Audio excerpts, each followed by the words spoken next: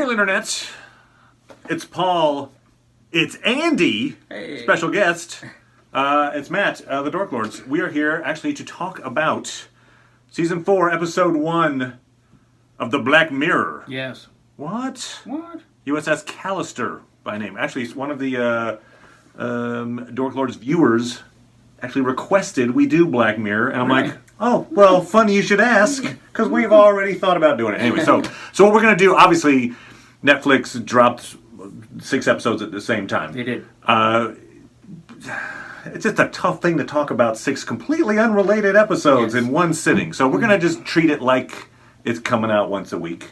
And we'll just talk about the first episode today. And next week we'll talk about another episode. So, really quickly, well, quick synopsis, full spoilers. Okay, so great. Yay, spoilers. Yeah. Okay, it begins at least as a parody of Star Trek, the original series. Very much so, I would say. You got a Shatner. You got the cool pastel costumes. Yep. You've the got mod costumes. Yeah, and we then see that in fact it is the brainchild of this game developer. Kind of seems like classic nerd. Basically, hey, misunderstood. I'm a genius, but no one gives me the credit I deserve. Poor guy, and just this is how he escapes. Except the add-on is it's not just his escape; it's actually the way he also tortures the people that piss him off in the real world. In that he takes their DNA, he makes these odd digital clones of them, and so that he basically makes sentient non-player characters that he interacts with. And so they are basically, they acknowledge the fact that they're just being an endless life of being tortured, more or less. And so it gets very dark and disturbing. The new person at the company, who is a big fan of our nerd anti-hero / villain, is co-opted into the game. She finds a way to get out, kind of rallies the troops, and the second half almost becomes like a Star Trek episode in a lot of ways. And they manage to escape and simultaneously trap our villain in the world of his own making. And generally speaking, that's kind of the over. So, what are your thoughts on this episode, gentlemen? Well, right off the bat, when the trailers dropped, one by one, kind of teasing when the season would come out on Netflix, this particular one had me wondering, what is this going to be? Because we've never had a Black Mirror episode be in space, for one. Right. Seemingly not, well, again, on this Earth. Right. I can imagine the future of this Earth. So you were trying to think of like how that twist might come about. Like my mind went to VR, but we'd seen VR before. So you were wondering. So I was wondering, how are they going to twist it this time? So yeah, I went to VR, and I was like, okay, now let's see where this goes. So how did you compare it to the other VR episode? Well, this actually had some callbacks to a few episodes. I don't know if you saw Season 3. I've seen some of the episodes. I have not seen every single episode, so I will say that. But I did notice like some of the planet names I thought were names that were back to some folks from a previous season. Anyway. Yeah, I forget the direct references there, but at least plot-wise, it calls back kind of to San Junipero from Season 3 and White Christmas, the Christmas special, if you saw that, which kind of have to do with cloning consciousness in a digital form. And also, I shouldn't spoil, there's another episode this season that kind of is... Okay, wait, I guess we won't... That's a good question. Yeah. We're in weird territory here. Yeah, Do we spoil... maybe we should just say it's okay, since we're spoiling stuff anyway. Yeah, we're spoilers. We're spoilers. Okay. We're spoiling future things we're going to talk about. Go for it. So spoilers for future episodes in Season 4. Gotcha. The dating app episode, Hang the DJ, episode 4 of Season 4. Which I haven't gotten to yet, so I've been kind of watching these as we go. All right, well, if you don't want to be spoiled... No, I'm fine. Okay. I'm fine. That's why he's pro-spoil. I'm pro-spoilers! All right, go for it. So the concept of that episode is... It's a dating app that's supposed to find you your perfect match. And you find out in the end the way that they achieve that is by copying your consciousness and running simulations with it up to 1,000 times to get a good sample size with other people's cloned consciousness in simulation until you reach a number of matches where it figures out this person is who you're meant to be with. So they're using this clone consciousness idea as a plot device. Yeah, in quite a few episodes it seems like is coming back in patterns. They do it in different ways. 'Cause, I mean, there's so much you can do with that. So Sure. That's fine that they're doing that. I enjoyed this season immensely, especially the first episode. I think might be Really, that was your favorite? up there. Yeah. So you sound like you might disagree. What is your... No, my favorite was the one he just mentioned. okay. That's maybe my number 2. Yeah. I like that. Okay, all right. So what are your thoughts, Paul, on this? I mean, the probably thing that stands out the most to me is Jesse Plemons' William Shatner impression. I enjoyed that the most. It's just very. I was telling Matt here that a lot of people sort of base their impression on, I feel like Kevin.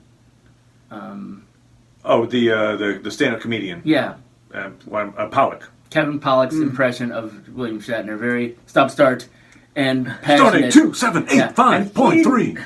Jesse Plemons didn't do that so much. He just found the tone that he always used and just used that because you watch the first season, he didn't do it all the time. His He stop being start. William Shatner. Yeah. No. It's just what he came to, especially when it went into the movies, and Khan and all that. But so I like that the best. Speaking of which, there are some Star Trek II, I think, references in this thing. I think the main the guy, the jock at work who has to be the villain, Yes. Valdak or something like that. I think that is a direct reference to our Ricardo Montalban Khan. Yes. And also the fact that Jimmy Simpson's character Walton has to sacrifice himself for the ship is a Star Trek II, kind of moment. Sure, yeah. And the fact that Jimmy Simpson is in this at all is actually pretty awesome. He's having an interesting career. Yeah, and I mean this is the guy who, spoilers, is the man in black in Westworld, and so he's basically in that one. He is a business executive who has to adapt to this immersive gaming experience and changes over time because of it. And in this one, he's a business exec who's trapped in an immersive gaming experience and has to adapt. I mean, like it's different outcomes, but I mean, wow, it's just like, oh. And it brings up the same kind of ethical questions of like, so, these people might not be real, but if they can think and feel and all the rest of that. Right. Yeah. They are for all practical purposes, they should be treated as human beings, as we would treat human beings. Yeah. And yet, our captain does not. No. So I liked it, even though I feel like one of the things I've thought about, and I probably thought about before, but it just reminded me of how it's obviously largely inspired by Twilight Zone, and there's a sort of tone that they're going for. At least it feels like the creator of this show is like it has to be really seem like there's terrible bleak despair. You have to believe that that's possible. Yes, I think there's a bleakness to generally speaking. And when he occasionally alleviates that bleak despair, then that's nice. This is one of the few episodes that has a happy ending. Yes, it does. Yes. Yeah. The good people win, and the villain is thwarted and has his comeuppance. But even the happiness of the ending could be argued.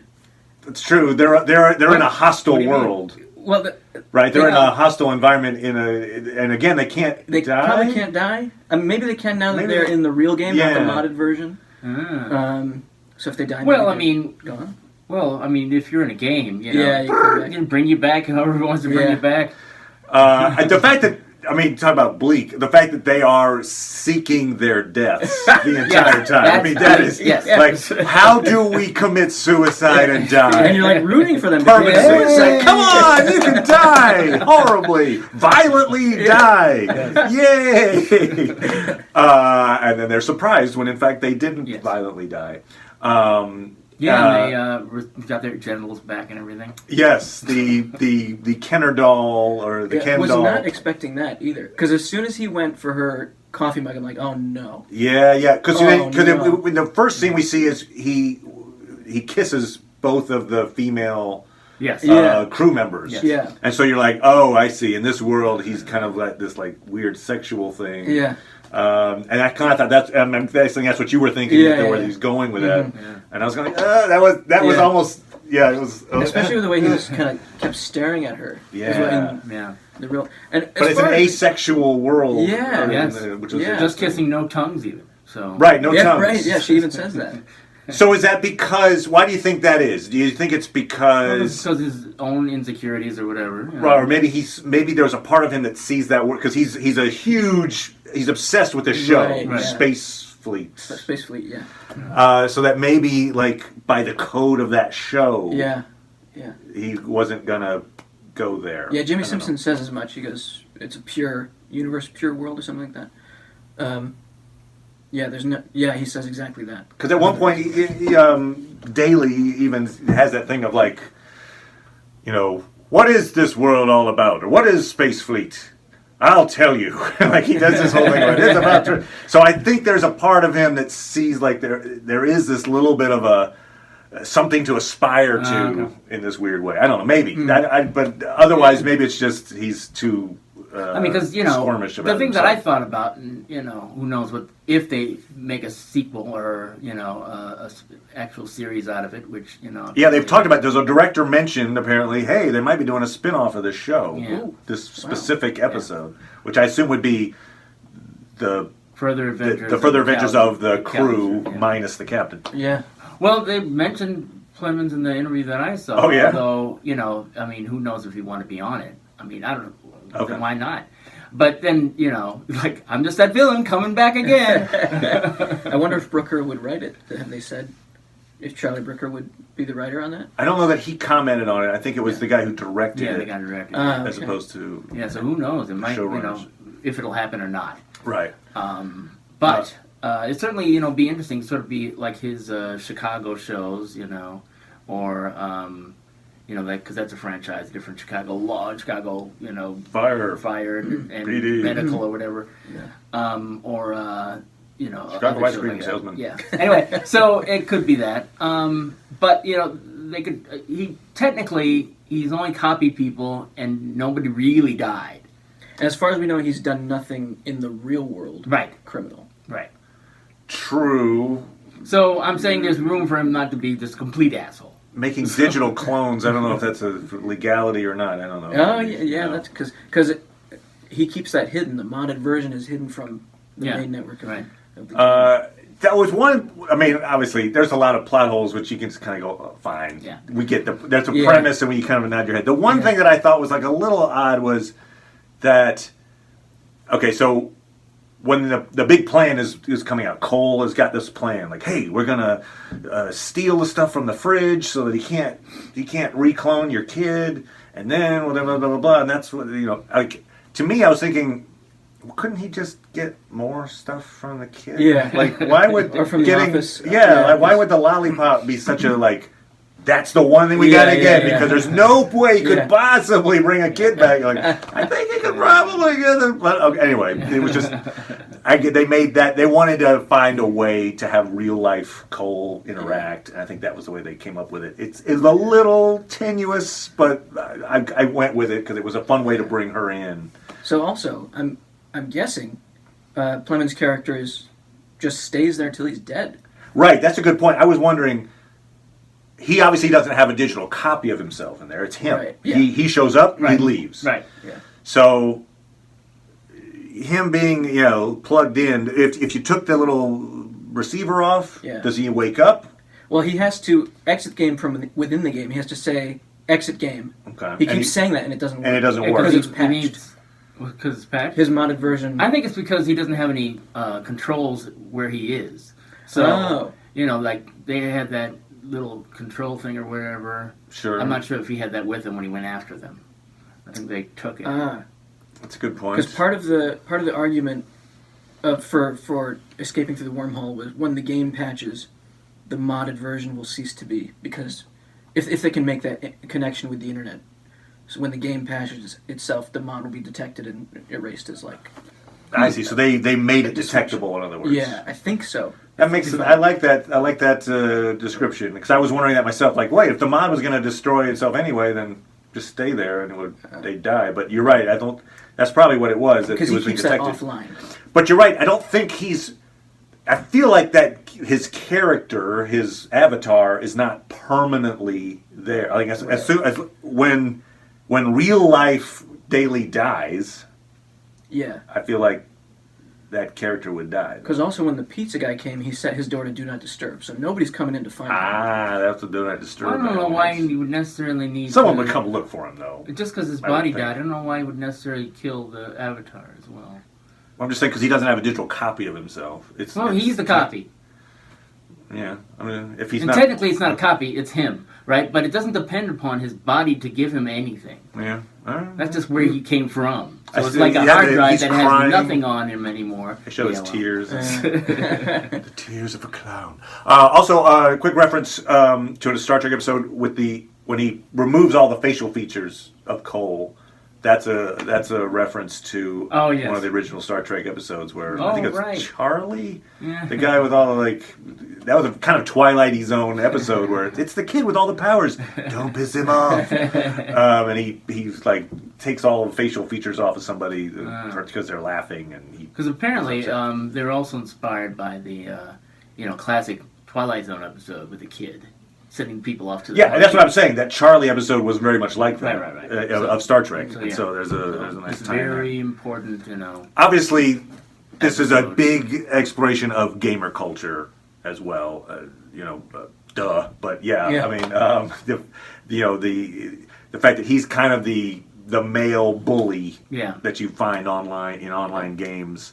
The fact that you have the heroine is now the captain of the ship, and she's going off on adventures, I think is kind of a demonstration of like, this is where, the future is running to, where we can, the bullies are being maybe, thwarted. And about how people torture NPCs in games all the time. Yes.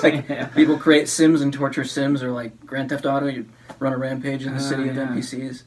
And I even did I wrote a comedy sketch way back when about like NPCs. When we say NPCs, non-player characters. Most of you probably know that, but some may not. It's like those things that are computer-based, computer-generated characters that you the player interact with in a game. And usually you're interacting by hitting them in the head with a hammer, or kicking them, or shooting them, or sometimes for no reason. Sometimes for no reason at all. And so, like, I did a thing of like those guys waiting for their next encounter. They're like, "Oh, great! I get to get shot 5 million more times." You get smoke break. Oh, here it comes. Okay. No! They do in this Which episode. is exactly what they do. They're sentient NPCs, which is just like this. Yeah, that's the horror of this thing. Even the monster, Jillian from marketing. Jillian from marketing. That was a great moment. So yeah, Daly pauses the game, and then while they're all that dropping character moment is great, especially for her because she's all the monster, and then she kind of pops a squat, and you see her like. I also like the guy. I don't remember his name, but the jock who's playing the Ricardo Montalban, when he's like.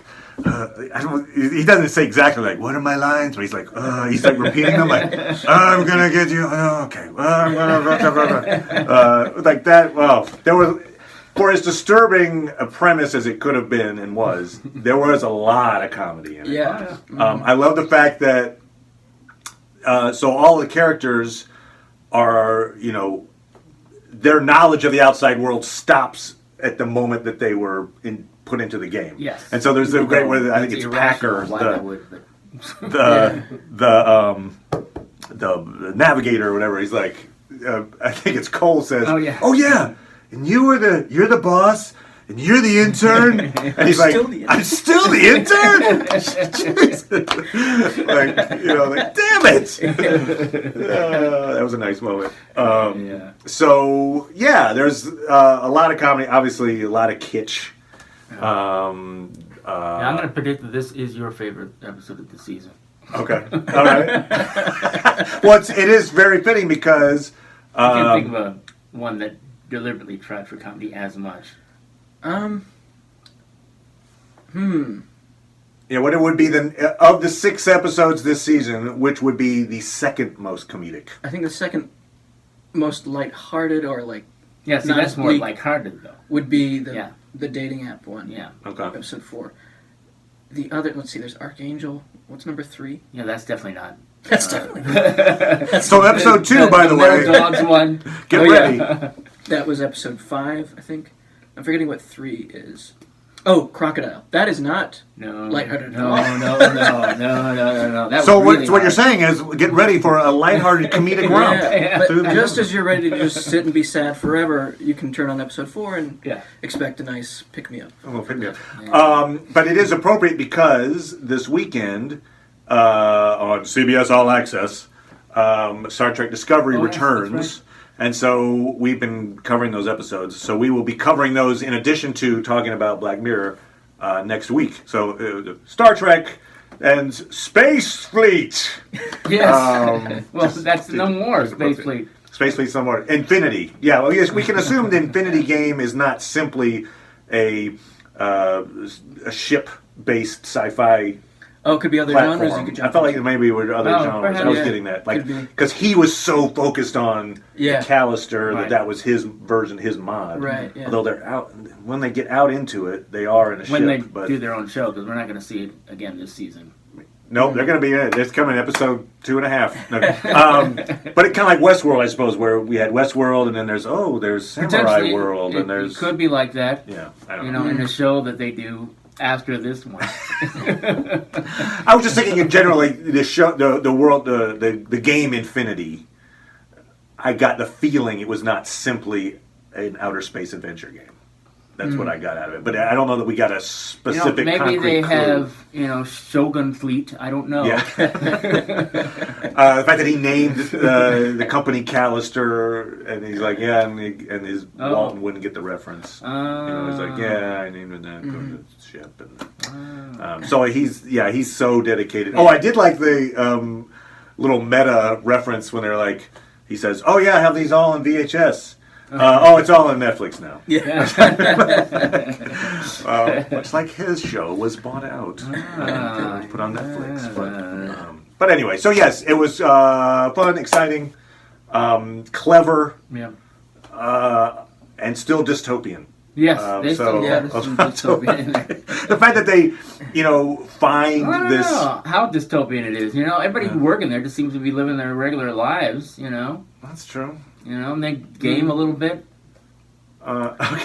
And they game a little bit. Yeah. Well, so one thing, I was reading through the comments, seeing what people were talking about the episodes for the season, and one thing someone mentioned about this episode is Nanette, like the real life version of her. Okay. The actress? Yeah. You're talking about the real life version. The character. yes, yeah. okay. In real life. In real life, the coder. Outside the game, the coder. When she finds out Daly is dead, she might think that it's her fault he's dead. Oh. Having no idea of what In went fact, on. she probably would, or some way, or that she aided in his death, by rummaging through his stuff somehow. That or she was there within minutes of him dying. Yeah.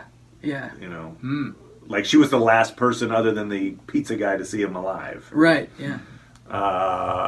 So that she might have a blame herself moment. In other words, Maybe because while she kind of kept her distance after like the 10-minute mark or whatever, she still like admired him as a professional. Yeah.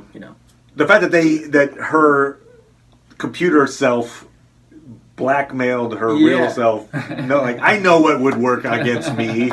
These pictures. It's like, oh man. That could be the way that they, in theory, even though I don't think that was part of their plan, but you'd think, based on what you were saying about how you could still get these materials to create more, that you would need to implicate him somehow, so that in the real world he couldn't do it anymore. Right. I was thinking to myself as they were coming up with this plan to escape, like, well, he could always just redo this stuff unless you find a way to. So him dying off was kind of a nice, convenient way for them to. On him hacking into her thing.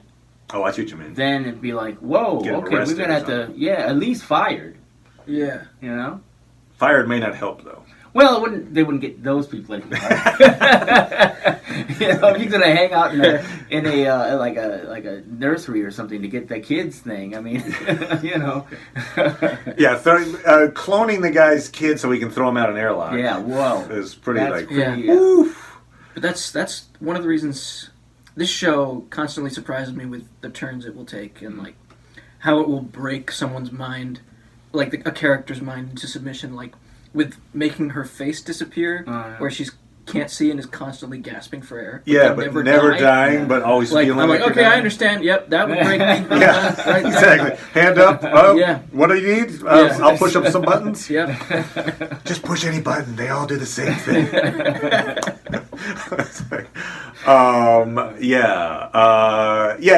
It's interesting.